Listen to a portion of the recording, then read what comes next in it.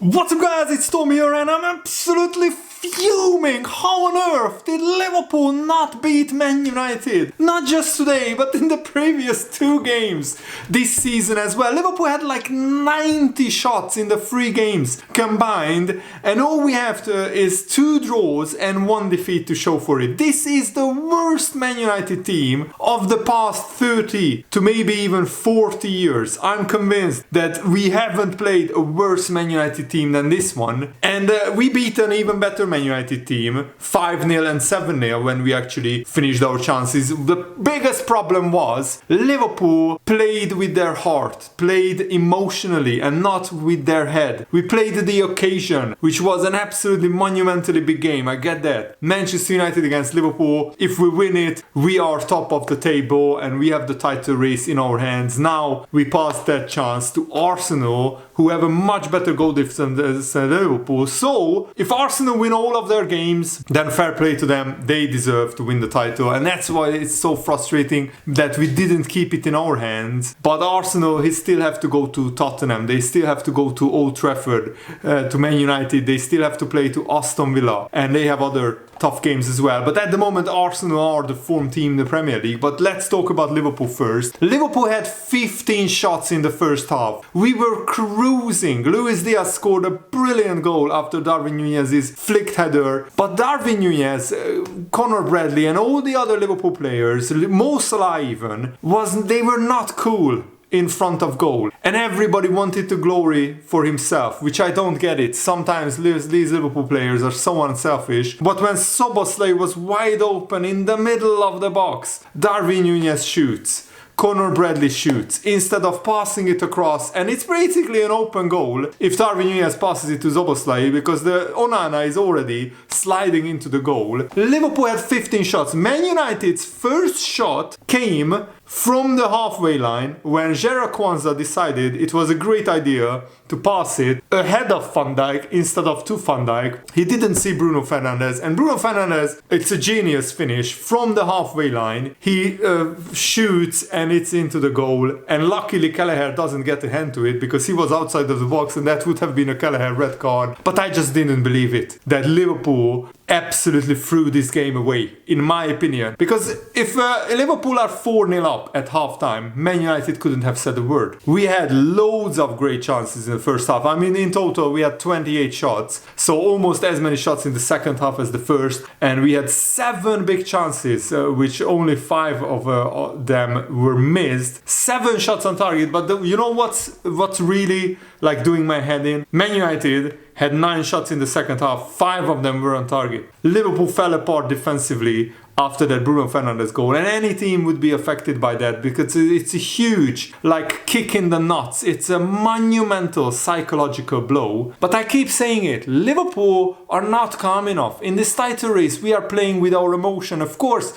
the players are absolutely desperate to win the title for Jurgen Klopp, but some of these players have already been there, done it. They have already won 8 trophies. Some of them are really calm. But you know, Darwin Núñez hasn't won a Premier League title yet. Conor Bradley, Gerard Kwanzaa have. I don't want to single anybody out because we win as a team, we lose as a team. Don't get me wrong. I'm just trying to explain why some of our players weren't calm and cool enough. Darwin Núñez was too rash, too emotional in this game. Luis Diaz as well, even though he finished his chance well. And Luis Diaz was brilliant today. I thought he was our best attacker. Salah had an off day, which is really annoying because usually Salah absolutely loves scoring against Man United, and he actually did score against Man United. The penalty, which was a brilliant play, Harvey Elliott gets taken out. But also the most annoying thing for me is not really that we conceded 2 goals. As weird as that. The most annoying thing is we weren't 3-0 up at halftime. If we are 3-0 up and cruising, and that was a fair reflection of the first half, if it's Man United 0, Liverpool 3 at halftime, I think that would have been a fair reflection of the first half, then Kwanzaa's mistake doesn't matter. Yes, Bruno Fernandes scores from the halfway line, but Liverpool are still 3-1 up. And the Man United crowd wouldn't have gone up. But as soon as Man United score, with their first shot on target, the Old Trafford crowd just were absolutely unbelievable, and they were urging the players, and that gave Man United such a boost, and of course it knocked Liverpool down. But still, the second goal is another really unnecessary defensive error. Mainu, who is a brilliant young talent from Man United's academy, runs into the box and nobody's tracking him. That's maybe fine because there are players in front of him, so he can't shoot first time. He gets the ball, he is allowed to turn, look up, see where the goal is, where the goalkeeper is, pick his spot and curl an absolute beauty into the top corner, credit where it's due. But the Liverpool players are just watching him, just like we watched Anthony waltz into our box and shoot and score before, in the FA Cup game I'm talking about that we lost. The Liverpool players can't be this lax. I understand that you are under a lot of emotion after that big Kwanzaa mistake, but still, Jurgen Klopp was going absolutely berserk, apoplectic. He was absolutely off his rocker, fuming, screaming at the players, "Why don't you block Maino's shot?" He had to turn around and see where the goal is. And we still don't close him down. Curtis Jones was the player closest to him. Again, I don't want to single anybody out. Salah created 3 chances, big chances, 1 created, 6 shots in total. 3 of his 6 shots were on target. His penalty was absolutely brilliant, ruthlessly finished it off. Darwin Núñez, even though he got an assist, I felt that, as I said, he wasn't calm enough in front of goal. He had 5 shots, 0 on target. So Darwin Núñez wasted a lot of great opportunities, and he should have squared it to Szoboszlai. That was as big a mistake as anything that Darwin Núñez did this season. Again, I'm not blaming Darwin Núñez on the defeat on Darwin Núñez's shoulders because it was a collective effort, but this is absolutely unbelievable. The worst Man United team in 30 years, and Liverpool can't beat them. In 3 attempts we had 90 shots, we had like 10 or 11 XG, and yes, we scored in total 5 goals against them in these 3 games, which is not a lot. It's better than nothing, but still, we have 1 defeat and 2 draws to show for it. And those 2 draws, I mean, I don't want to single these Man United Liverpool games out, but this Man United team is absolutely useless. They offer absolutely nothing. When they are in the first half, they basically let any team have 20, 25, 30 shots against them. It's just a matter of, can you finish your chances against Man United? If you can, then you will beat them. If not, then you have a chance for Man United. You give them the chance because they have players like Bruno Fernandes, Rashford, Højlund, Garnacho, Anthony, who on their day can cause trouble. But the problem for Liverpool now is the title race is out of our hands. Let me know how do you feel, and just to make me feel a little bit better, please leave a like on this video. Let's get this video to 150 likes because I'm absolutely devastated. Arsenal are the informed side in the Premier League. They have like 33 goals scored this year in 2024, only 4 conceded, and they have won every single game apart from Man City away in the Premier League. I mean, the last time they lost in the Premier League was December the 31st against Fulham, but now they have a very, very tough fixture list, and that's my only hope. Liverpool win all their games, which I just don't trust these players to do. But we have no other choice now. We dropped these 2 points that I felt that we will drop at least 2 points in this run-in, but I didn't expect it to come against Man United. Surely the players learned their lesson in the FA Cup game, in the previous Premier League game, that if you have 30 shots against Man United, you have to beat them. You have to score 3, 4, 5 goals. And Liverpool didn't learn their lesson. And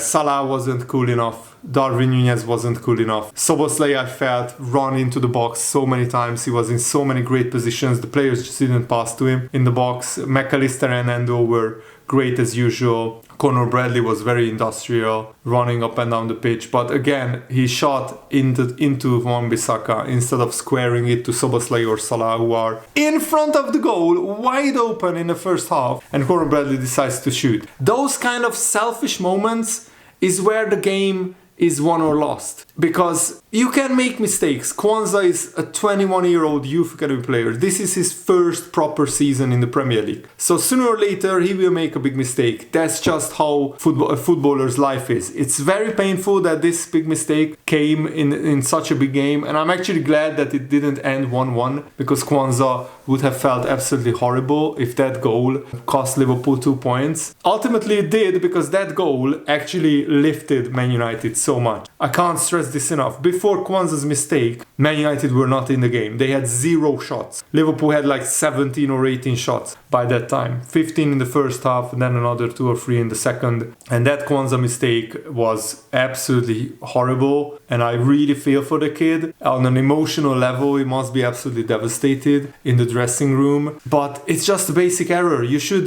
look up and see where Bruno Fernandes is and pass it to Van Dijk's feet and not in front of Van Dijk. Not even to give a chance to the attacker. He will learn from it, he will be better. The biggest worry is if Arsenal win all their games. But let's look at Arsenal's fixture list, because I still feel that if Liverpool win all of their games left, then we are still 1 point ahead of Man City, and I think that's crucial, because I think Man City will win all of their games. So if Liverpool win all of their games, what we need is just Arsenal to have 1 draw, to just drop points somewhere. And Arsenal play Bayern Munich home and away next, and between that 2 games, Aston Villa at the Emirates. Aston Villa defensively are really bad right now, so I expect Arsenal to win there. But Wolves away, very tough ground to go to. Wolves at home can beat anybody, really, so that's very tough. Arsenal-Chelsea, you know the history of that fixture. Chelsea loves nothing more than to spoil Arsenal's title chances, and they have done it many times. They have done, Tottenham's title hopes. They destroyed that as well. But it's at the Emirates. Chelsea are not great defensively, so again, Arsenal could win that. Tottenham would love nothing more than to spoil Arsenal's title party, and they need the 3 points for the top 4 race as well. So I hope Arsenal will drop points in that game as well. Arsenal-Bournemouth, that's a banker. Probably Arsenal will win that, even though Bournemouth are very good. And then Man United-Arsenal. Probably Arsenal will just score 5 goals against Man United, because Man United give everybody 20-25 shots. And if Arsenal get 20-25 shots in the form that they are in right now, they will score 4 or 5 goals. That's the biggest problem. Liverpool are not in great form in front of goal. We create so many chances in every game, but we just struggle to take them. We give the opposition a chance. I mean, against Sheffield United, it was a similar story. Liverpool created countless chances, and when you are only 1-0 up going into the second half, you always run the risk of the opposition getting a chance and scoring. I literally said to my wife, we were watching the first half together, until Liverpool go 2-0 up, I'm very worried, because Man United can score from their first chance. And that's exactly what happened. I hate being right in this instance, but that's exactly what happened. And I'm just absolutely devastated, man. I really, really hope that this game doesn't cost Liverpool the title. But if we don't win the title, then I will point to the Liverpool-Man United and Man United-Liverpool games as the reason why we didn't win the title. But of course, you can point to the referees, but we can't do anything about that. This draw was on Liverpool. We have nobody but ourselves to blame. And that's the most painful thing in football, I think. When you don't win, and you know that you could have won with a little bit more calmness in front of goal, with a little bit better decision making. But this Liverpool team is still ahead of schedule. I can't stress this enough. We have a brand new midfield. We have 8 or 9 injuries during the whole season. So it's even a miracle, a Jurgen Klopp miracle, that Liverpool are joint top of the Premier League, with so many adversities facing Liverpool facing so many adversities, so many injuries.